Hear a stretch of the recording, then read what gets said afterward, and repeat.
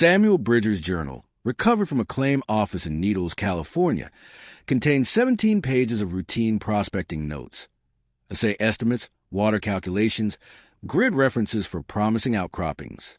The 18th page holds only one sentence, written in a hand that no longer resembles the steady script of the previous entries.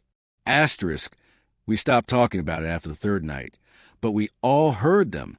Asterisk, the journal ends there. Bridger filed his claim abandonment on October 14th, 1901, walked to the railroad station, and boarded an eastbound train the same afternoon.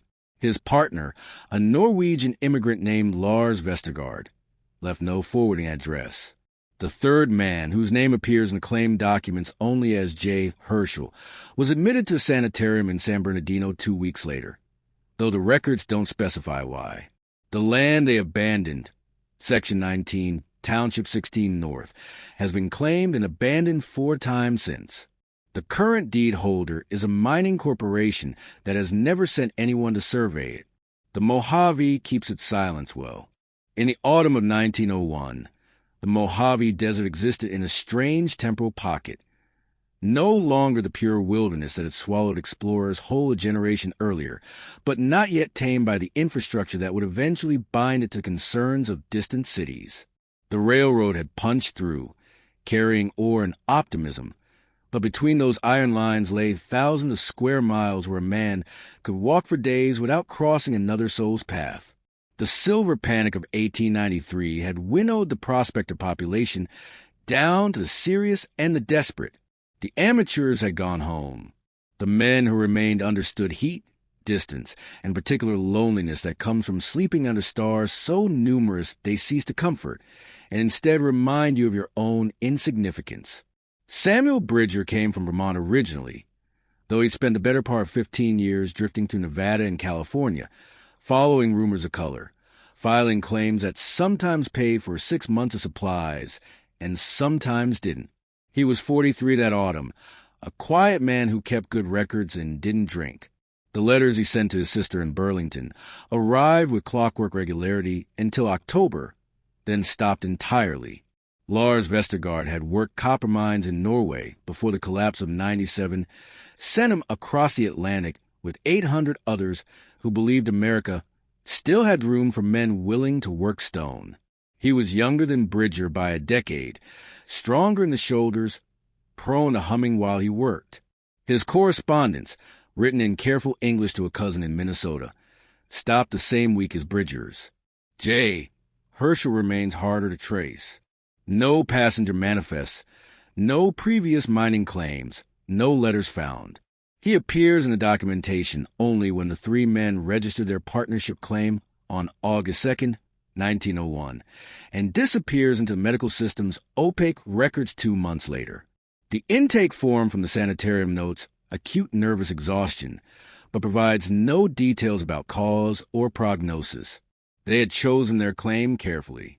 Section 19 sat in a transitional zone where the desert's character shifted.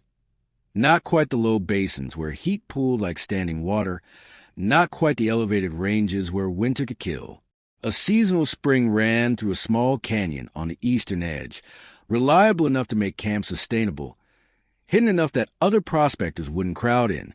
The geological surveys suggested promising mineral traces, and the land office in Needles had few competing applications. They hauled their equipment out in late July, using 2 mules and a wagon that Bridger had reinforced himself. The load included the standard prospecting inventory: picks, sledges, hand drills, blasting powder, assay equipment, 3 months of food, canvas for shelter, and enough water containers to survive if the spring ran dry. They also brought books, because the evenings were long and boredom could break a partnership faster than any dispute over gold. The first month passed in the ordinary rhythm of prospecting work. They sank test shafts, mapped promising veins, collected samples. Vestergaard's letters from this period described the work as hard but honest, and mentioned that Bridger was teaching him to identify different mineral stains in the rock. Herschel, according to these same letters, did his share of the labor but spoke little, seeming content to work in silence.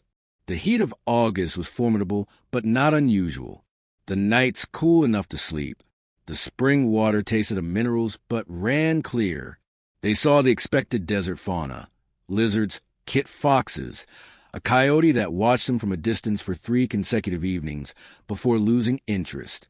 Vestergaard wrote that the stars were more than I have ever seen, even in the north, and that the silence after sunset was so complete you can hear your own blood. Bridger's journal entries from early September maintained their characteristic precision, but new details began appearing in the margins. Small notations, easily missed among the technical data. Asterisk September 4th. L. Asked if I had walked past the tent last night. I had not. Asterisk September 6th. All 3 of us awake at same time, near 2 o'clock. Nobody mentioned why. Asterisk September 9th. Mules restless after dark. Hobbles secure. Nothing approached camp that we could see. Asterisk. These observations sit alongside routine information about ore samples and shaft depths, as though Bridger was trying to maintain normalcy through the discipline of record-keeping. The handwriting doesn't change yet. The measurements remain accurate, but the margins grow more crowded. Vestergaard's letter dated September 12th mentions the sounds for the first time, though he frames it as curiosity rather than concern. Asterisk. Dear cousin, the desert at night carries sound in strange ways. We have heard footsteps on several occasions, always after full dark, always from the direction of the canyon where our spring runs. Samuel says it is rock cooling and cracking, which I know to be true from my mining days. But these sound different. They have a rhythm. They start and stop. Last night, they came close enough that we all stood from the fire, but when Lars lit the lantern, there was nothing to see. The sand around our camp showed no tracks except our own and the mules. Jay does not offer theories. He has stopped humming while he works. Asterisk. The canyon where the spring emerged was narrow, perhaps 40 feet across at its widest point, with walls of dark volcanic rock that held the day's heat well into the evening. The spring itself seeped from a crack in the north wall, forming a small pool before disappearing back into the sand. It was sheltered, relatively cool, and the only source of fresh water within a reasonable walk of their claim. They visited the spring every evening to refill their containers. It became a ritual, the last task before darkness settled completely. According to Bridger's journal, they began making these trips earlier in the evening, departing camp while light still remained. No entry explains why they changed this habit. The reason simply appears through the adjustment itself. On September 15th, Bridger recorded that they heard the footsteps in daylight for the first time. He notes the occurrence without elaboration. Asterisk. Heard during afternoon, all working different areas of claim. Compared notes at supper. Each heard same pattern, same approximate time, from direction of canyon. Wind was calm. Asterisk. The sound, as described across multiple sources, maintained consistent characteristics. Not the scuff of boots in sand, but the distinct impression of footsteps, the rhythm of a walking human being. They would last for perhaps 20 or 30 seconds, then stop. Sometimes they seemed to approach. Sometimes they seemed to circle. They never came from the open desert, always from the direction of the canyon, or from the rocky outcroppings to the north. The 3 men began adjusting their behavior in small, unspoken ways. They kept closer to camp. They stopped working after sunset, though the cool evening hours were most comfortable for physical labor.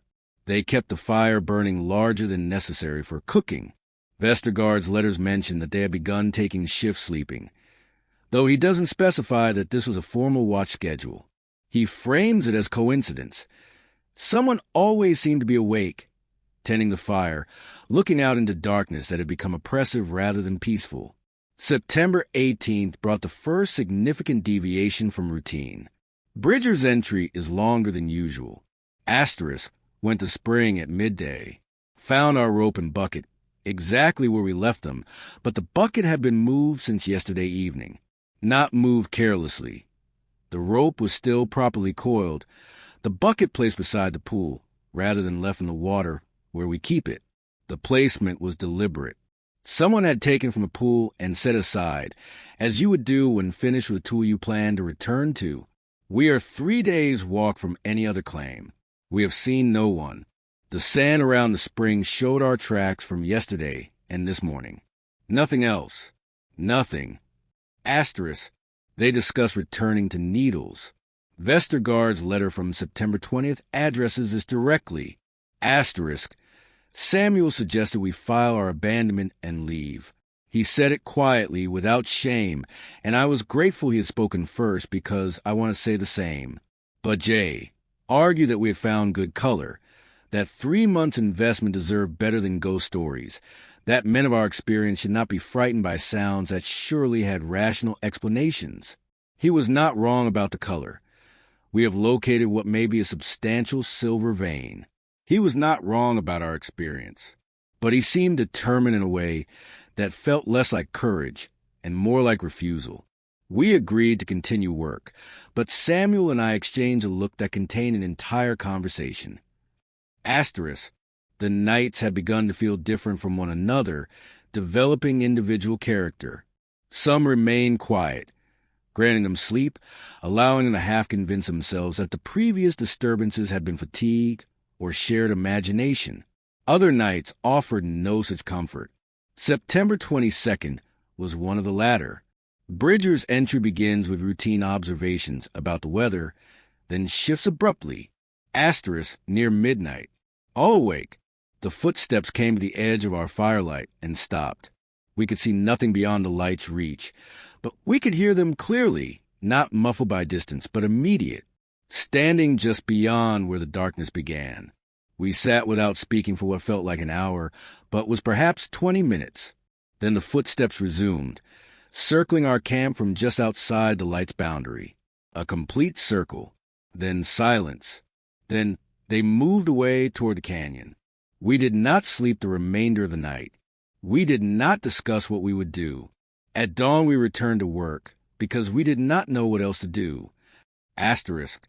The mules, which had remained merely restless before, began displaying more acute signs of distress. They pulled against their hobbles. They called out at irregular intervals through the night, not the contented sounds of animals at rest, but alarm cries. On September 24th, they found one of the mules had rubbed its legs raw, trying to free itself from the hobbles, despite being well-trained and accustomed to restraint. Vestergaard wrote that they moved the animals closer to the tent, building a small rope corral that kept them within the firelight's reach. He noted that the mules only calmed when all 3 men remained visible and awake. If one of them stepped away from the fire, even briefly, both animals would resume their agitation. The work at the claim itself began to suffer, not from lack of effort, but from inability to concentrate. Bridger's technical notes from late September grow shorter, less detailed. The assay measurements continue, but the contextual observations that had characterized his earlier entries, thoughts about the geological formation, theories about the vein's extent, disappear. The entries become pure data, recorded mechanically, as though he was maintaining the journal only from habit. On September 27th, they found footprints, not their own, not any animal they recognized. The prints appeared in a patch of fine sand between their camp and the spring, a stretch they crossed multiple times each day, where their own tracks formed a well-worn path. These new prints intersected their path, crossing it at an angle before disappearing into rocky ground that took no impression. Bridger's description is meticulous. Asterisk barefoot prints, human proportion but wrong in the specifics. The stride length too long, the depth of impression too light for the size. We measured them carefully. Approximately 11 inches from heel to toe, 5 distinct toe marks, but the spacing irregular. The impressions were fresh, made sometime after our last trip to the spring yesterday evening, and our first trip this morning. We cast one in plaster. L suggested we were being observed by an Indian, perhaps from a group we had not known ranged this area. J said nothing. I have seen native tracks before. These are not those. Asterisk. The plaster cast. if it was preserved, has not been found among the recovered materials. October 1st marked a shift from unease into something more immediate. The events of that night appear in all three men's records: Bridger's journal, Vestergaard's letter, and a brief statement Herschel apparently gave the claim office, though only second-hand references to this statement exist. The evening began normally. They prepared supper, tended the mules, added fuel to the fire as the light faded. The air was cooler than previous nights, the first hint of autumn reaching the desert, bringing relief from the September heat. Under other circumstances, it might have been pleasant. Bridger wrote that they heard the footsteps beginning near sunset, earlier than usual, and that the sounds continued intermittently for several hours, not approaching, not retreating, but maintaining a constant distance, circling, perhaps, though the acoustic properties of the desert made directionality uncertain.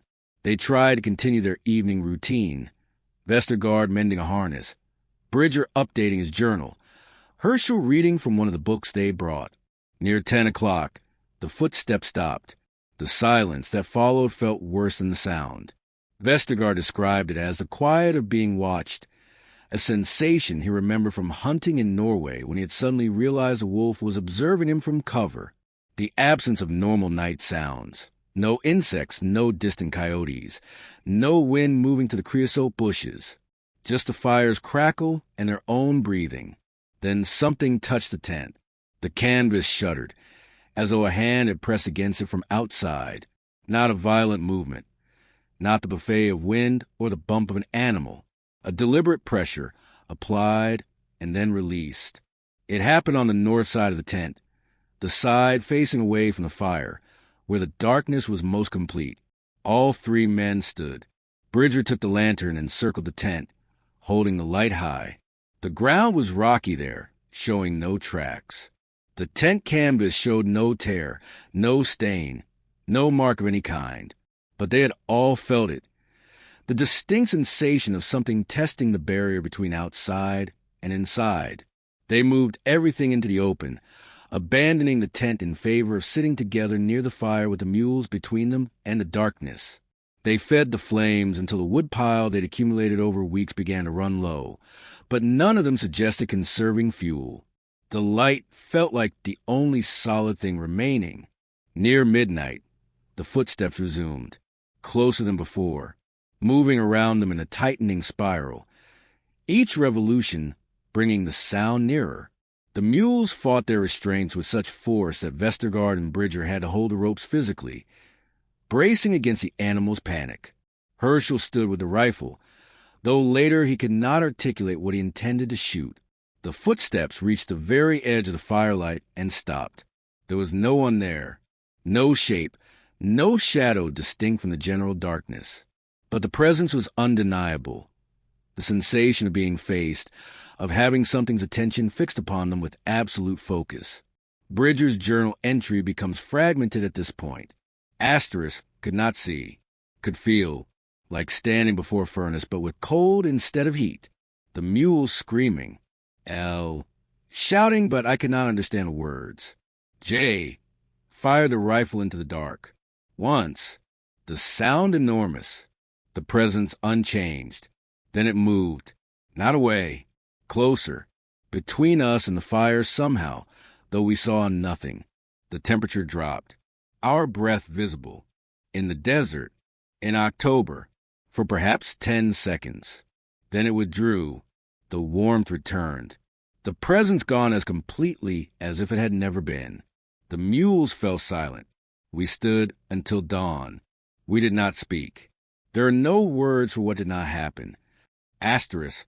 Vestergaard's account corroborates these details, but adds one observation Bridger does not mention. He writes that when the presence moved between them and the fire, the flames themselves reacted, bending away, not from wind but from something else, as water might recoil from oil. The fire burned lower for those 10 seconds, though they had just added fresh wood. When dawn came, they began packing. No discussion was required. They loaded the mules with only essential supplies, abandoning equipment that had cost them substantial money and effort to haul into the desert. The tent, the heavy mining tools, The samples they'd carefully collected, all left behind. They took water, food for 3 days, and the rifle. The journey back to Needles normally required 2 full days of travel. They made it in a day and a half, walking through the hottest hours when prudent men rested, pushing the exhausted mules beyond reasonable limits. Vestergaard wrote that they did not look back. Not once. The compulsion to turn and see if something followed was powerful, but none of them yielded to it. The claim of abandonment was filed October 14, 1901, at the Needles Land Office. The clerk who processed the paperwork, a man named Robert Goines, later mentioned to a local newspaper reporter that the 3 men seemed anxious to conclude their business and depart, and that they had declined to specify their reasons for abandonment, which was unusual. Most prospectors who abandoned claims were eager to explain why the land was worthless, discouraging future competition. These men offered no such explanations. Samuel Bridger purchased a train ticket to Denver that afternoon. His subsequent movements are easier to trace. He filed 2 more mining claims in Colorado over the next 3 years, both times working alone, both in well-trafficked areas near established camps. His letters to his sister resumed in November, though they make no mention of the Mojave or the events of September and October. He died in 1909 of pneumonia, leaving no family and few personal effects. Lars Vestergaard's trail goes cold after Needles. The letter describing October 1st, dated October 16th and postmarked from San Bernardino, is the last correspondence his Minnesota cousin received. Inquiries made by the cousin in 1903 yielded no results. Vestergaard had not filed any subsequent mining claims, had not appeared in census records, had not registered with any Scandinavian mutual aid societies that typically tracked immigrant populations. He simply stepped off the train somewhere between Needles and Minnesota and disappeared into the American vastness. J. Herschel's admission to the San Bernardino Sanitarium is documented in the institution's records, which survive in fragmentary form when the facility closed in 1937. His intake form notes acute nervous exhaustion and mentions that he was uncommunicative regarding precipitating events. He remained there for 7 weeks, then discharged himself against medical advice. No forwarding address. No subsequent records found. The Land Office in Needles received 4 subsequent claim applications for Section 19 over the following 30 years. The first came in 1904, filed by 2 brothers from Kansas who abandoned it after 6 weeks, citing unsuitable conditions. They did not elaborate. The second claim, in 1911, lasted less than a month. The claimant, a Mexican prospector named Eduardo Vasquez, returned to Needles and withdrew his claim, stating only that the land was already occupied. When pressed for clarification, he refused to explain further. The third claim, filed in 1923, is notable because the prospector, a man named William Hart, kept a detailed journal that was later acquired by the San Bernardino County Museum. His entries describe routine prospecting work for 3 weeks, then abruptly shift in tone. The final entry reads, asterisk, I understand now why the canyon feels wrong. I understand why the spring water tastes bitter despite testing pure. I understand why I wake at the same hour each night. I do not have the constitution to stay and prove my understanding correct. I am leaving tomorrow. Asterisk, he filed his abandonment the following day.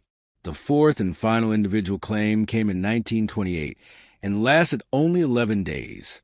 No journal or explanation exists for this abandonment. In 1935, a mining corporation acquired Section 19 along with several thousand other acres of Mojave land, purchased in bulk at Depression-era prices from the federal government. The company intended to conduct systematic surveys of its holdings, identifying any parcels with commercial mineral potential. Section 19 was scheduled for survey in the spring of 1936. The survey was never conducted. The company's records, now held in the Los Angeles archive, show that Section 19 was removed from the survey schedule with a notation reading, Field team declined assignment. Alternate survey priorities established. No explanation accompanies this change, and the land has remained unsurveyed to the present day. The corporation still holds a deed. The parcel appears on modern maps, designated by its section and township numbers, legally owned and theoretically accessible. But no mining activity has ever been conducted there, and the land sits in a peculiar bureaucratic limbo, owned but unused, documented but unvisited. Modern satellite imagery of Section 19 shows a landscape essentially unchanged from its appearance a century ago. The seasonal spring still marks the canyon's location, visible as a thin line of darker rock and sparse vegetation. The area where Bridger, Vestergaard, and Herschel made their camp can be identified by a slight discoloration in the sand, though whether this marks their actual site or is simply a natural variation in soil composition cannot be determined without ground inspection. No such inspection has been conducted. The land is remote enough that casual hikers rarely wander through, and serious prospectors have access to geological surveys suggesting better opportunities elsewhere. The desert has reclaimed whatever physical traces the three men left. Their abandoned equipment long since buried by wind and sand, their test shafts collapsed, their paths erased. But the records remain. Bridger's journal, with its margins full of observations that became increasingly difficult to write. Vestergaard's letters, growing shorter and more uncertain until they stopped completely. The claim abandonments, filed one after another across 3 decades, each representing men who arrived with purpose and left without explanation. The Mojave Desert covers more than 25,000 square miles, sprawling across California, Nevada, Utah, and Arizona. It is geologically complex, climatically harsh, and sparsely populated even by desert standards. There are places within it where no human being has set foot in recorded history, and likely many more where people have walked once and never returned. Section 19, Township 16 North, is not one of these untouched places. It has been visited, claimed, worked, and abandoned multiple times by different men in different years who shared no connection except the land itself and the decision to leave it behind. The pattern might be coincidence. The desert is difficult, and many prospecting ventures fail for entirely mundane reasons. Poor water, lack of ore, inability to endure the isolation. Men abandon claims frequently, move on to other opportunities, disappear into the country's vast interior without leaving forwarding addresses. But the specific, repeated nature of these abandonments, the consistent timing, the reluctance to explain, the testimonies that do exist describing experiences so similar they might have been coordinated, suggests something beyond ordinary failure, something encountered rather than endured, something that made experienced prospectors, men who had chosen lives of isolation and hardship, decide that remaining was not acceptable at any price. Samuel Bridger's journal ends with that single sentence about the footsteps, but a supply inventory from the final days in camp survives in the claim abandonment paperwork. It lists substantial quantities of remaining food, and used blasting powder, intact tools, everything necessary to continue working the claim through the winter. These were not men who ran out of supplies or found themselves unable to work the land. These were men who left while still equipped to stay. The question of what they heard, what they felt, what moved around their camp in the darkness, that question remains unanswered, not because the evidence is insufficient, but because the evidence itself resists simple interpretation. Footsteps that leave no tracks. Presence without form, cold in the desert, terror from something that, according to all visible evidence, was not there. The Mojave keeps its silence. The land remains unclaimed in practice, if not in law. The spring still runs in its season. And somewhere in the archives, Samuel Bridger's journal sits in a preservation box, its 18th page bearing witness to something that 3 experienced men could not name but agreed they had heard. Asterisk, we stopped talking about it after the 3rd night, but we all heard them. Asterisk, the rest is silence and distance, and darkness that holds more than absence. Some territories are abandoned not because they are barren, but because they are occupied.